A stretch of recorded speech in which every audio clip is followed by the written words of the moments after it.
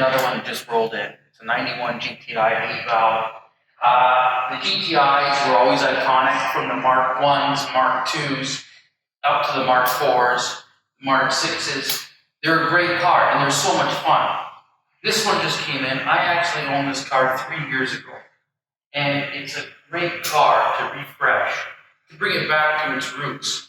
Because this one especially was from BC, so there's no rust. Floors are mint.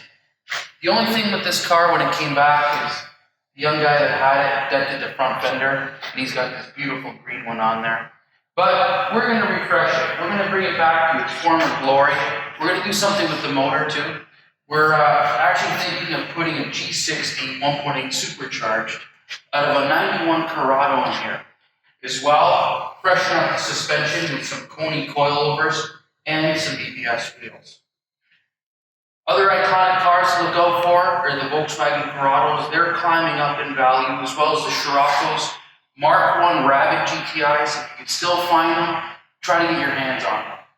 This year we also did the Beetle. We have a 1959 Beetle here that was kind of a fluke. We found it in a barn, and after a little bit of restoration, we returned it back to its former glory. We love all Volkswagens, every year. And if you get your hands on an old bus, those prices are crazy right now. And then we've got the Mark 6 GTI.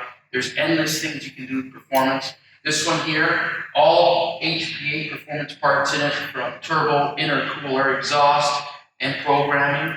And we've got almost 400 horsepower. So stay tuned as we rebuild this 91 GTI and bring it back to its former